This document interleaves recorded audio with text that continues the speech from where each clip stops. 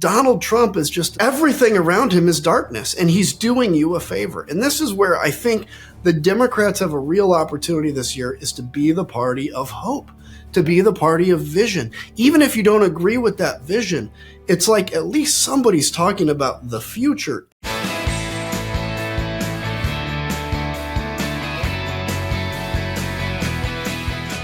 We're going to close out here with a nice old patriotic song that's been rolling around my head these last months. And I love this melody. I love y'all. Appreciate you. And we're here for the right reasons, and we all know what we're here for. So we're going to do our thing, make this music, and make way for the people that we need to hear from. Yes, we'll rally round the flag, y'all. We'll rally once again, shouting the battle cry of freedom. We will rally from the hillside, rally from the plain, shouting the battle cry of freedom. Hello and welcome to the Bulwark Podcast. I'm your host, Tim Miller. That was Bon Iver singing the pro-union abolitionist Civil War hymn Battle Cry of Freedom in his hometown, Eau Claire, Wisconsin, before the Harris Walz rally there yesterday. And today I'm pumped to be with somebody who loves himself some freedom, Adam Kinzinger, contributor to the Bulwark, former Republican congressman, veteran, founder of Country First, which backs pro-democracy candidates. What's up, brother? Hey, so I'm not just a fan of freedom. I'm also a fan of Eau Claire, Wisconsin. So really? I used to go do touch and goes up there with the military because, you know, my military unit's Madison, Wisconsin. So Eau Claire, it's a cool little place to go, except when it's like negative 0,000 degrees. But other than that, it's great. It was packed yesterday in Eau Claire. That's a good sign. You know, that's not Madison, right? I mean, you could get there from Madison, but it's not, you know, it's a different crowd. You can't get there very easily from Madison. I mean, that's a drive. Yeah, it's a good sign. And because it's like, I mean, they probably pulled a lot over from Minnesota too. But that's true. It's like, with that's Walz. a rural community, right? You're going to, you know, fill a stadium with rural Democrats. You got to have a lot of them. All right. I've got a couple of things about the rollout that's been piquing my interest. But I'm just curious, your big picture thoughts. You've endorsed, obviously, the Harris Walz ticket. What's your, biggest feeling about the state of play here 90 days out? Well, I mean, look, this is exactly, I think you and I both predicted this. I'm not going to just give you credit. I'm going to take a little credit too, which is, I always thought if Biden got out, it would actually be, there would be a lot of energy behind the new candidate, because I think a lot of what people were just so upset about was like, it was going to be another Biden Trump, right? That's where there was no excitement. So she's come in and she's, a ton of energy. This I really has been, and again, knock on wood, but I guess we don't have to knock on wood because I'm just talking about what has been, not what necessarily will be. This has been a flawless We're rollout. Unburdened, Unburdened. This has been a flawless rollout. And, I think the one area she's going to have to make a difference on here very soon is she's going to have to sit down for some interviews. This is starting to gain a little steam, and it's got a point, but look, so far it's been great. And the other thing is there hasn't been this feeling, at least to me, like I know that I'm going to disagree with her on probably most issues, but I haven't had this feeling that she's some, left-wing lib that's going to thumb her nose at me and my way of life. It's been more of a unifying theme. And I think Tim Walz brings a lot to that too. Yeah. I was going to do this last because, didn't mean to pick on him first, but you brought it up. So let's just not get it out of the way. I agree. She's got to do some interviews soon. I think we have been, this has been a, honeymoon of all honeymoons. I mean, not to get too tawdry with it, but they've just been getting down during the honeymoon period. It's been going great. It's been the honeymoon of their dreams, but and I get why you didn't want to do an interview during that period and risk momentum stopping. But Trump's got a press conference later today. JD's been doing press conferences. To me, it's like, just do a couple of easy ones. You know what I mean? They have this hanging over them, and I think at this point, I don't know why. And I think it's time to just check the box. Yeah, I agree. I think they will. I guess, look, if I was running the campaign, and I never ran, but a Congress campaign, so I guess I'm not going to say I'm the smartest, but if I would say, look, let's get as much, juice out of this turnip as we can right now. And then at the point when the calls are super, super loud, then we'll knock out. And it would probably be good before the convention, knock out a few big interviews, say you did it, do a press conference, and move on. And but yeah, your honeymoon analogy is right, man. This is like the kind of honeymoon where you're like, oh, they're going to be divorced because this honeymoon's just too hot. And heavy. Yeah, how could it be going so good? They can't get off each other. There's no way that's going to work. Yeah. So all right, I agree. I think the longer you wait, just the more pressure there is on her. Like, let's take the air out of the balloon. I had Dan Pfeiffer on last week. Pod Save America will have you. I'll have you. We can, you can do some training. You can do some T-ball first. You don't have to go straight into the toughest interview. All right. Well, and you look at how stupid Donald Trump's interviews are. I mean, he doesn't answer anything. We all know his, I hate the term gish galloping. I hate it so much. I've hated it ever since the whole Biden debate, and people use that. But that's what he does. Don't ever reply. Just so you know, if you reply to me on Twitter with the word gish gallop, you're getting muted. I'm sorry. It might be well intended. It just annoys me. I hate it as much as you do. You're probably the reason I hate it, because you were the one like bad mouthing it, and I'm like, yeah, you know what? I hate gish galloping too. But anyway, so you've rubbed off on me. Dang it. But that's what Donald Trump does to me. He just word vomits all over an answer. Yeah. And look, if Harris just goes and does what she needs to do, she doesn't have to be perfect. She doesn't have to be amazing. She'll be fine, right? Yeah, but exactly. It'll take that out of the balloon. Exactly. Friendly advice on that one. Okay. Where I wanted to start with the battle cry of freedom. I got to tell you, man, they have Harris and Walz together have really co-opted obviously freedom with the theme song, but a lot of these themes that were very popular at Republican conventions in days of yore. The patriotism and the freedom and the opportunity of America, and it's not as if Democrats didn't use those in the past, but usually on the kind of issue qualities, when you use words and ask them like, which party do you associate it with? Those were the words that people generally associated with Republicans the 80s, 90s, and they're taking them back. And I love that. And I got to tell you, I thought the most moving part of the initial rollout speech in Pennsylvania, in Philly, was them talking about kind of how unique this ticket is and how unique it is to America. I just want to play one clip for you.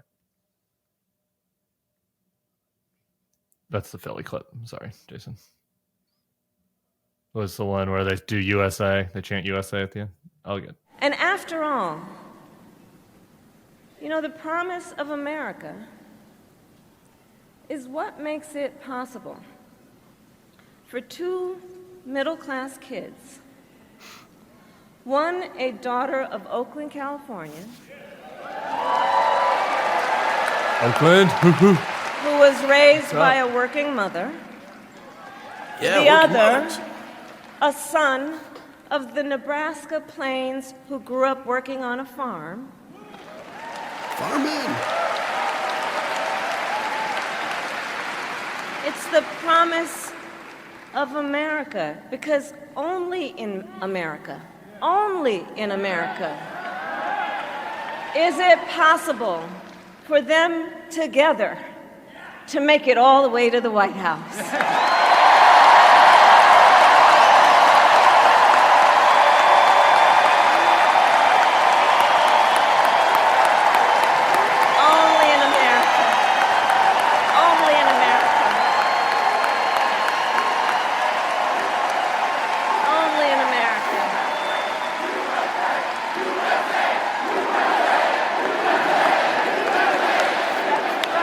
That's pretty good, man. That's pretty good. I love this because for two things. I mean, I get a number of reasons. I love this because, first off, this is going to drive the MAGAs crazy because they somehow believe they own this chant, right? Yeah. It's going to drive them crazy. But secondly, the thing I've been trying, and I wish I could articulate it better because I would be articulating it more often, is the Trump folks actually hate America. Yes. Let's be very clear. It's not, when you think of America, 1950s America and farms, they don't hate that America. They do hate America that exists today. Yeah. And what we don't get a choice of is to determine what kind of America exists today. Now, you can get involved in politics and say, I want America to look like this tomorrow. That's fine.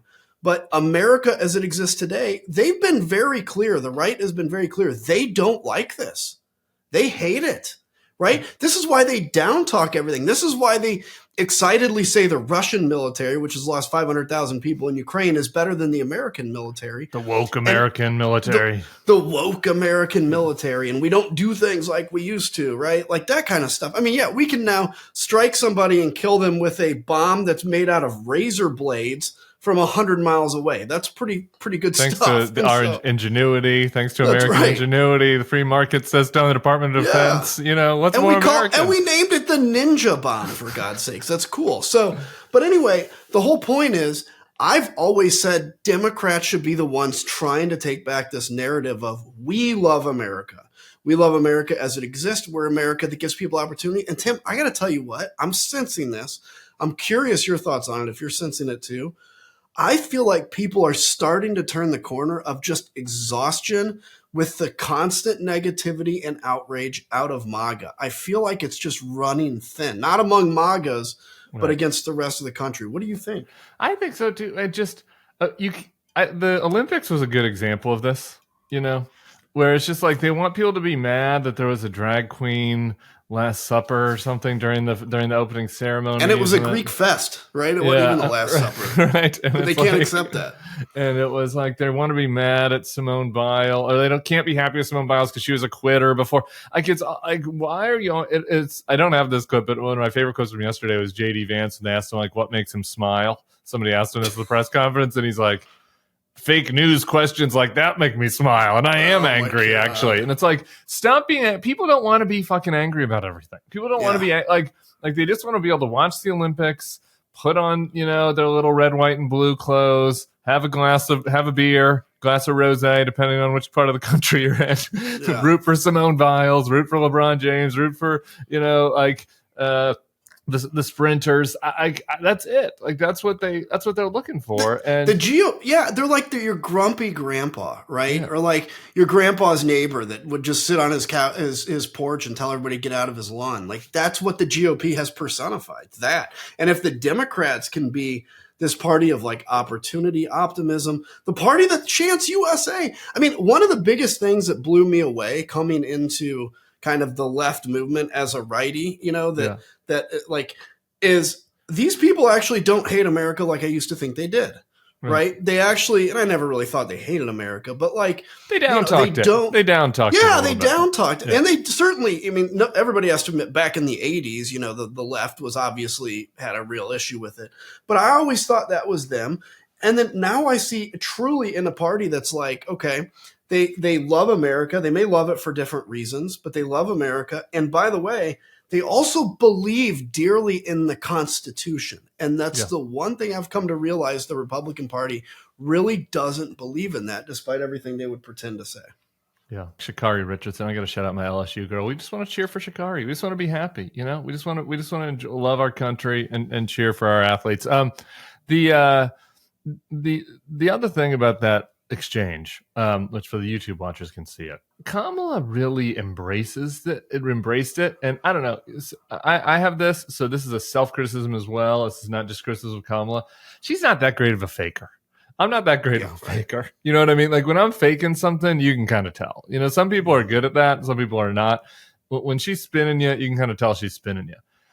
She really looked overcome with emotion in that part of the speech that we were talking about, and just kind of thinking about the majesty of this and the enormity of it. And like that's another contrast. Like Donald Trump just doesn't. That was like he doesn't actually feel that anything special about leading America. He's like, I could just as easily lead Belarus, and it might actually be better because I'd have more power. And by the way, like what president? I can't think of a single president. Maybe I'm sure he's existed somewhere in the past, but that would say to the American people, "I did you a favor by becoming president."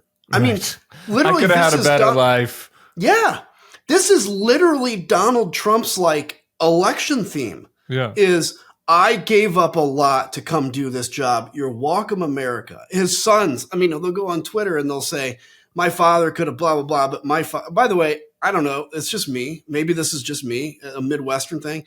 When I would never repeatedly call my dad my father. He's like my dad. Sometimes he'd be my father, but they're just like father. Anyway, whatever. Maybe that's a Northeast thing. But like if you think of every president in history, they've all said, thank you for this opportunity. What an honor it is to sit in the Oval Office, right? Every one of them, even those that probably didn't feel like it was an honor. Donald Trump is just he doesn't care. Everything around him is darkness, and he's doing you a favor. And this is where I think the Democrats have a real opportunity this year, is to be the party of hope, to be the party of vision. Even if you don't agree with that vision, it's like at least somebody's talking about the future and not past grievances. Yeah. Your first instinct when I played that clip for you was to say it's going to trigger the MAGAs and make them upset.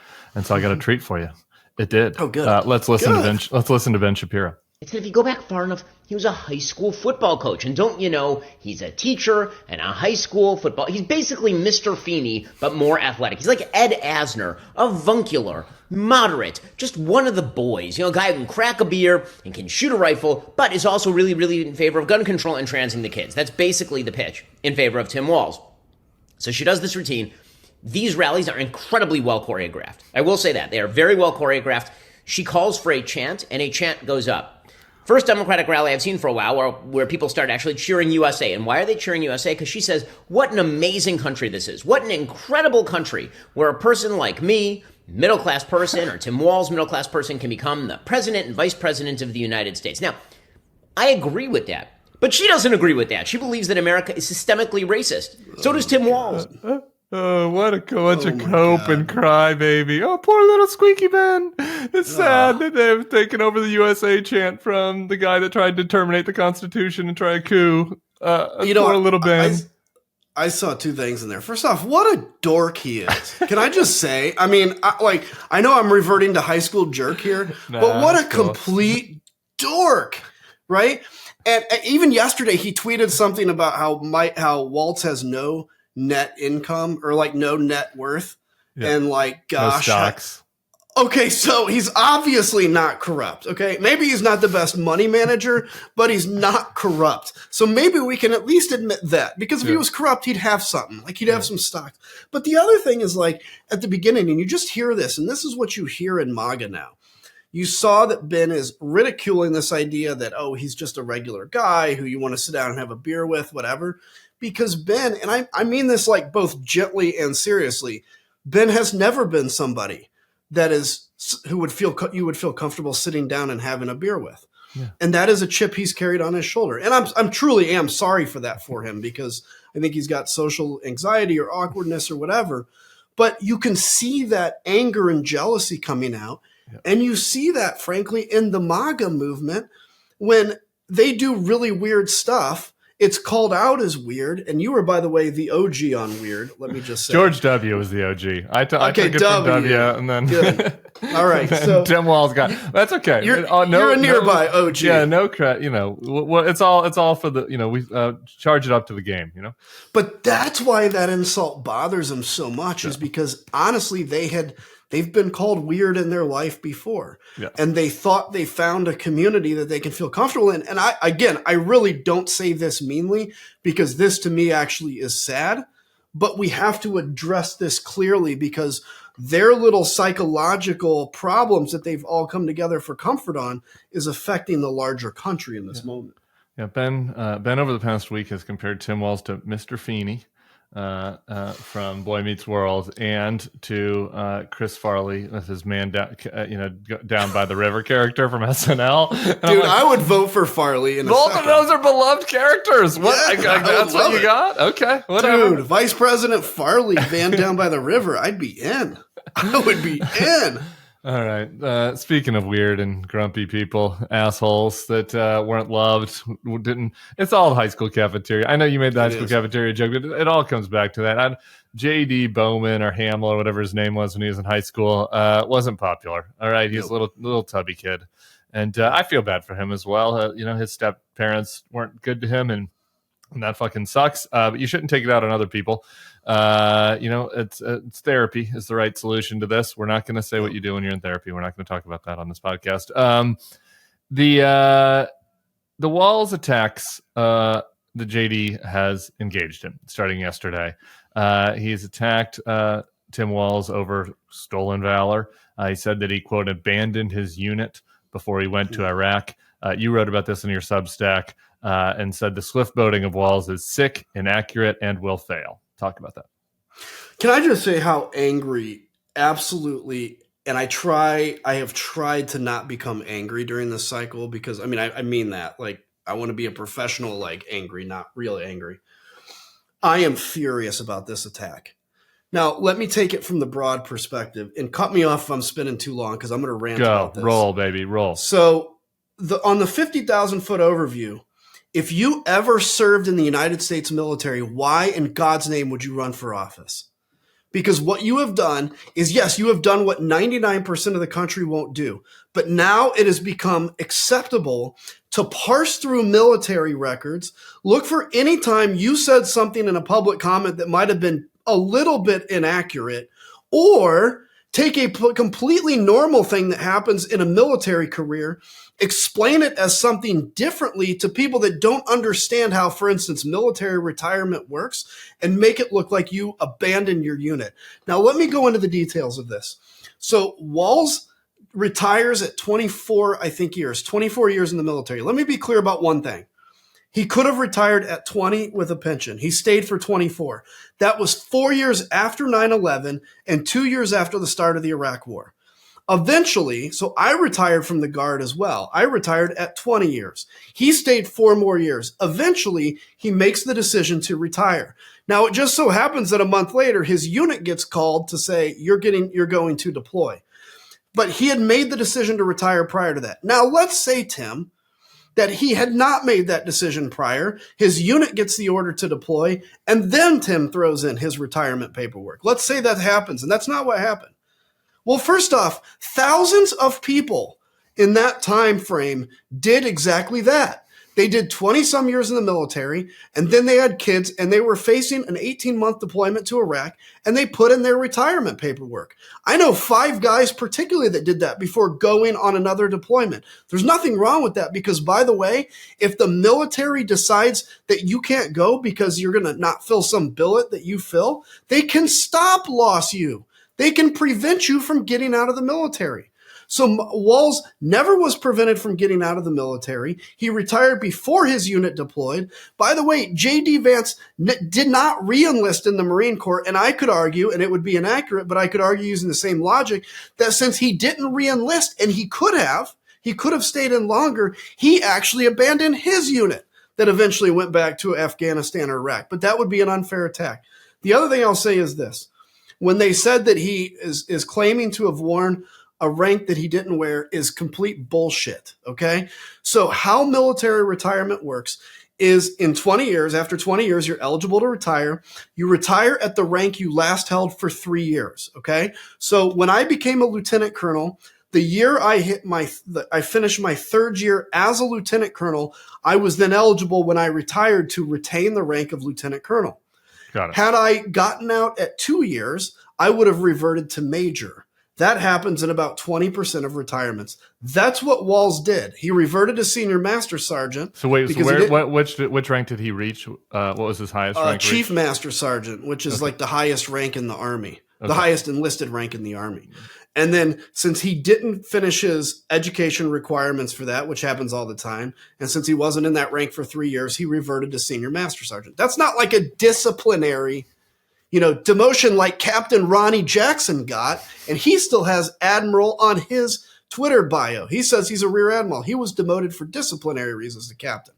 So I could go on, and I'm happy to answer any questions, but what makes me furious is not even so much the attack on Walz, as unfair as that is, and I'd be this furious if people were attacking JD Vance, by the way. It's the fact that if you served in the military now and you think about running for office, you're like, God, did I ever say anything that somebody happened to get that maybe wasn't entirely 100% true? And if so, I'm never running for office, and it's bullshit. Yeah. When the people that are throwing these arrows, one of them avoided the draft by claiming he had bone spurs. The rest of them, our friend Eric Erickson in Georgia down there sitting jiggling in front of his microphone with his anger, who's never served a day in his life in the military, talking about Walz's service like he has any effing clue.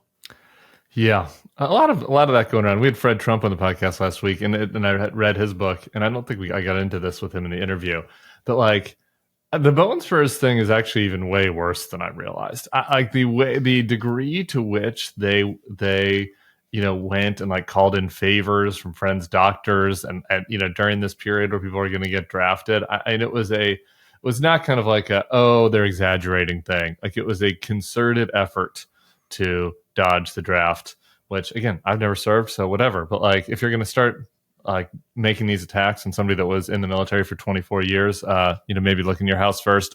Just a couple of the facts here I just want to drill in on. Alexander Vindman, friend of the show, tweeted this, "You're a damn liar" to JD Vance. And he goes through the timeline.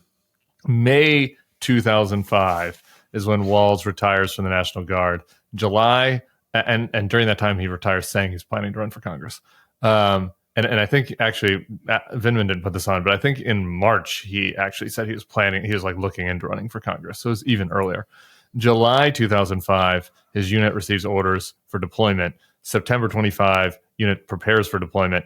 March 2006, it's like a full year later, is when the unit deploys. So I mean, you got into this in your answer, but just like talk about that. Like I don't know if we're being ungenerous to Walz, is this the kind of thing where, he knew it was coming, right? Like all that sort of stuff. Like, is there any validity here with that? I don't think so in this case. And let me first off say, as a chief master sergeant, this idea that he's, leaving somebody else to take up bullets for him is insane. A chief master sergeant would be sitting at some, headquarters tent somewhere in Iraq, like or Afghanistan, right? Wherever. Yeah. I mean, he's not going to be on the ground shooting with the guys. Like he's going to be back at headquarters. That's what high ranking officers do. And high ranking enlisted people 19 years ago. So he would have been 41. Yeah. 42. And the other thing is, so let's go through that timeline. So with the National Guard, and I'm Air National Guard, and we're a little different because the Air National Guard, we actually do federal missions all the time anyway. And whereas the Army National Guard goes back, I don't want to get too complicated, but no, give us more. I know this is like where I feel the stupidest. This and car repair and military talk. So talk to me about the child. Perfect. Get detail. So as a National Guard officer, for me, I have both a federal commission and a state commission. Okay.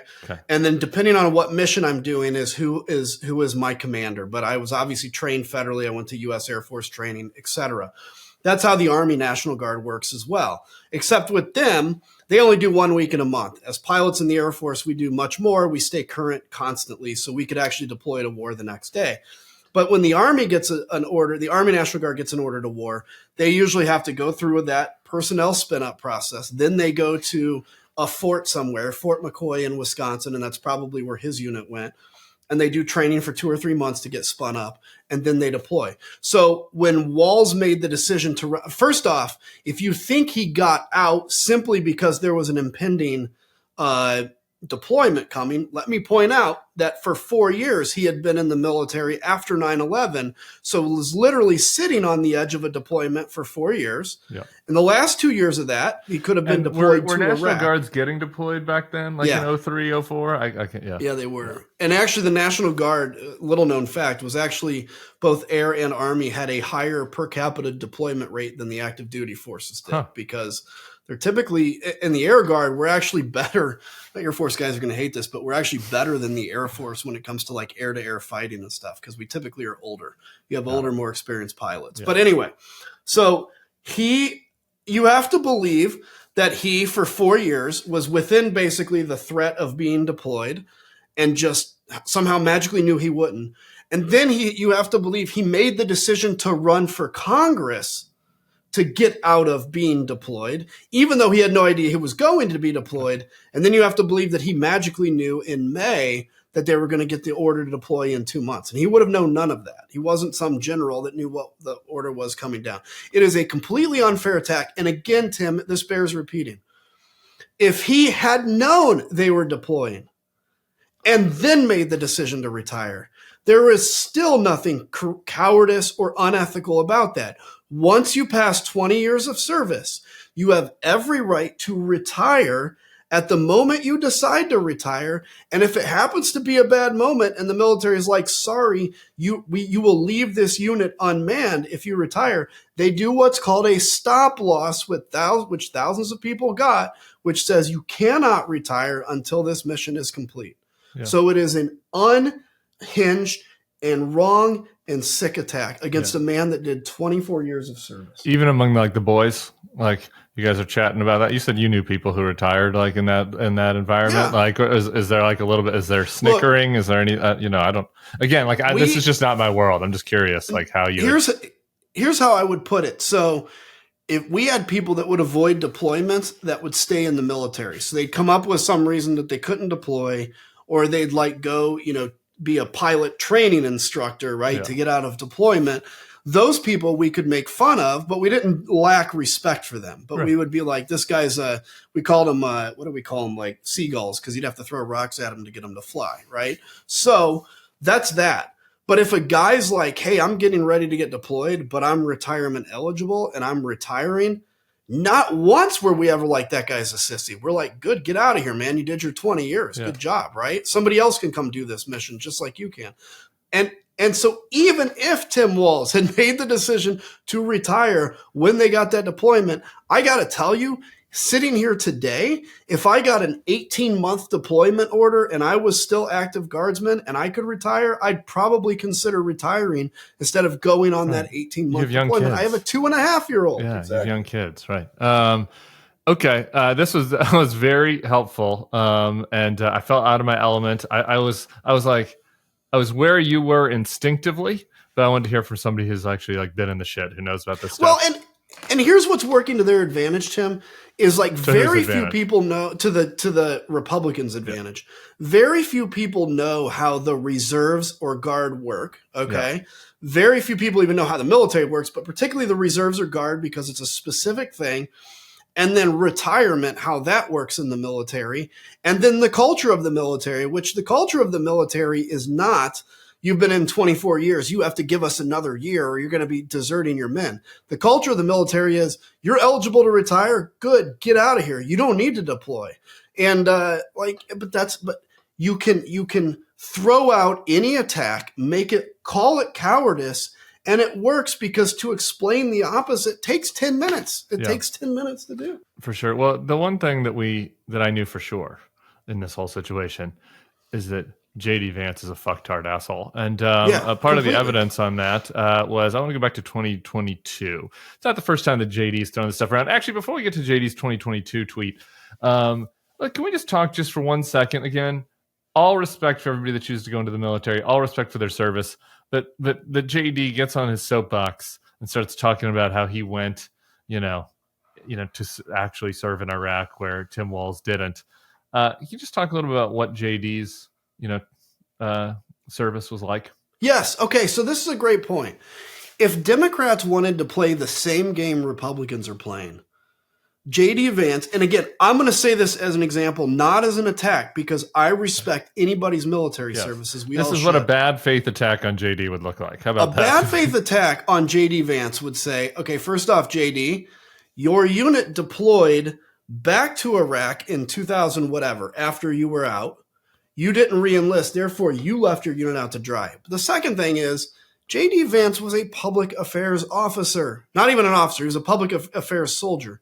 Marine. So what he did is he went into Iraq, sat in a headquarters building, and wrote stories either for like Stars and Stripes, for the Marine newsletter, put out press releases, maybe work with an officer about a certain village they're stabilizing. I think he was in Afghanistan or Iraq. I don't remember which. Iraq. But regardless, Iraq. So he put out, those statements. There's nothing wrong with that. Again, that's honorable service. And like me at an airbase in Iraq, we were not in direct combat with guns facing another enemy, but we got attacked with mortars, et cetera. But you could attack him if you wanted to play bad faith game and say, dude, you were a public affairs Marine. Quit pretending like you were a door kicker. Yeah. And that's what a bad faith attack would look like. That is what they're doing to Tim Walz. And I think it's amazing that Democrats, and I think it says a lot that Democrats aren't doing the same back to JD Vance. It's smart. Just respect his service. He served his country. He did more than most people did. There you go. So yeah, here's JD Vance 2022 going after Barry McCaffrey. Barry McCaffrey reached the rank of general. He commanded the U.S. Southern Command 24th Infantry Division. He was talking about why he's posting publicly about why we should support our allies in Ukraine, which JD Vance does not support. And JD quote tweets him with this: "Your entire time in military leadership, we won 0 wars. You drank fine wine at bullshit security conferences while thousands of working class kids died on the battlefield. Oh, by the way, how much do you stand to gain financially from a war with Russia, Barry?" What a twerp. Barry McCaffrey replies to that, "Well, 2 of those kids who served were my children. 2 more are now serving my grandsons, and I don't drink wine." So that's a mic drop. Let me just say, I've got to go find that tweet and retweet it. Like, JD Vance, like, what a terrible thing. I get hit with this all the time because obviously I support Ukraine, God forbid, where people are like, how much are you gaining from this war? What is your financial interest in this war? Like, actually nothing, obviously. And I don't even need to reply to that because it's stupid. But it's like, actually, some people still believe in things like freedom and the ability to defend yourself against a country that's attacked you. And JD Vance is like part of this terminally online right that sees those comments, thinks he can tweet and, attack McCaffrey for it. And guess what? He'll get a ton of accolades by the 10% of crazy, batshit crazy people on far right Twitter. Yeah. And 2,100 retweets for that. Yeah. Yeah. I mean, and it's just, we have melted into this echo chamber insanity. And this is why I am every day more convinced that the only way to stop this is to make sure that JD Vance and Donald Trump are crushed in November. And I don't care, frankly, if the new administration doesn't believe anything I believe, because I know that the Trump administration would be the same and would destroy a democracy I love. That's what I know. All this ties back to the not liking America part of it too, right? Like just like these childish attacks on people that served their entire career, 80-year-old generals. Like, you can criticize military leadership for their actions. It's America. It's a free country. But just like the condescending, shit posting bullshit about people that dedicated their life to service. It's like, what's this is what we used to attack the left for doing. Yeah. I mean, this is like JD Vance is code pink in a suit. Yeah. Right? He's sitting here attacking everything the U.S. has ever done. It's about blood. It's about money. It's about oil. It's like whatever. JD Vance is code pink. And that's like the madness of how we made this switch. But it's good. The point here to my Democratic friends is the country hasn't become this.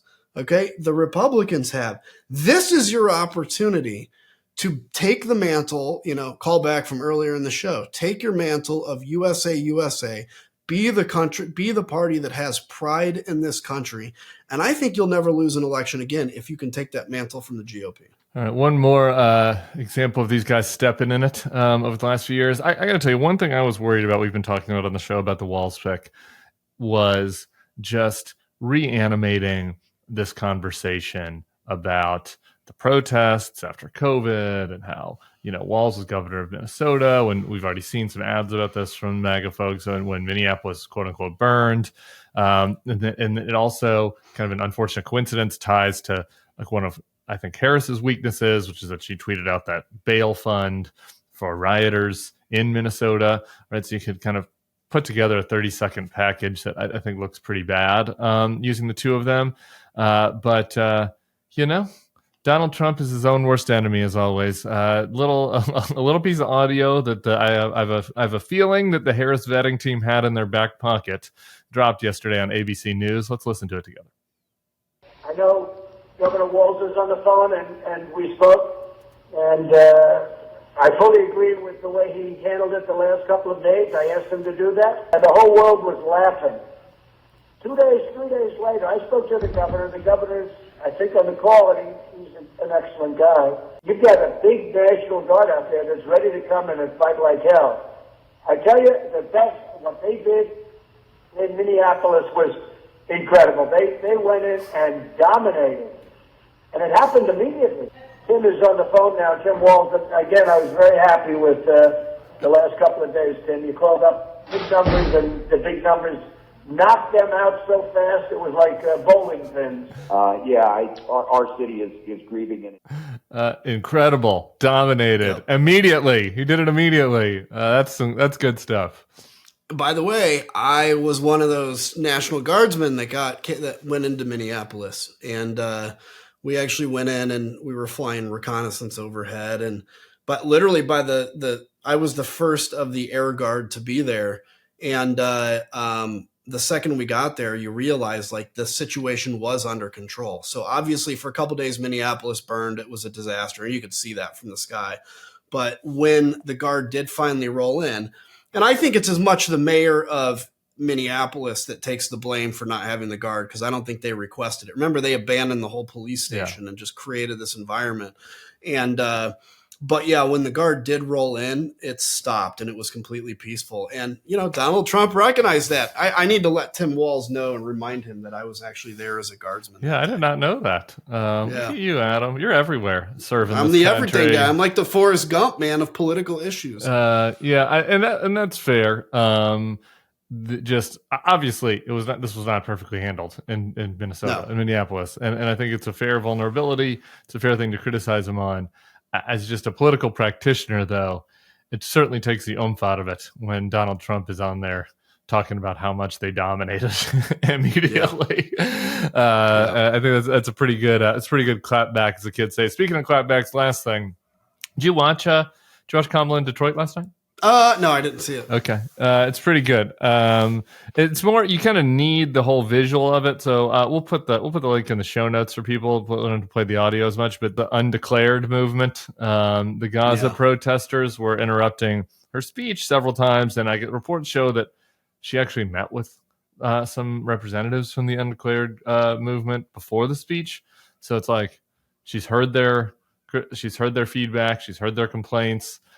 She spoke out about this when Bibi came to Washington, and yet even still, they tried to just derail the speech, shouting, Kamala, Kamala, you can't hide, something, genocide. I hate those things. Yeah, and it's just like, so what? And Kamala just like looks at them and says, you've been heard. It's my turn to speak now. If you want Donald Trump to win, keep going, or something to that effect. Yeah. And the crowd just goes insane. I mean, like a huge, overwhelming cheer, which I think also speaks to like the Republicans are like, these protesters are the base. And it's like, no, the base are the people in the audience shouting at them to shut up. That's actually the base. And that's going to be important because I got to tell you, like, for me, I have a visceral reaction against these people too. Like when, especially their stupid rhymes, like I hate the rhymes, right? Like, and this interrupt, and they tried to do it to me. I was speaking on my book tour in a synagogue, and they did this in a synagogue, and it was so disrespectful. I just kept talking, and that made them even worse, even angrier. But when she can push back on that, you're the people that are the undeclared. They have a choice. They can vote for Donald Trump or her, right? Or they can stay home. Fine, whatever. But if she pushes back on them like she did yesterday and keeps doing that, I think, again, this goes into that whole I'm not ashamed of America, right? I'm tough. I stand up. I think they can win this thing big, but don't succumb to it. I thought she looked really strong. Like it was a badass moment for her last night. And, my only note was that just after the first round of cheers died down, if she would have just then added, I mean, what the hell? These people just fall out of a coconut tree? I think then it would have been a 50 state blowout, just like people throwing panties at the stage. But okay, you can't do it perfectly. Can't give me everything I want immediately. There's got to be anticipation for the coconut line. Great. Adam, is there anything else? Anything I forgot? Anything else you're plugging? No, it was good. It was good being with you. It's just going to be it's 3 months, and it'll probably feel like 2 weeks and also a year. It's unbelievable. It's been such a fucking whirlwind. Thank you so much to Adam Kinzinger, Bulwark contributor, my friend, veteran, lover of freedom, lover of America. We'll be back here tomorrow for a weekend edition of the Bulwark Podcast. See y'all then. Peace.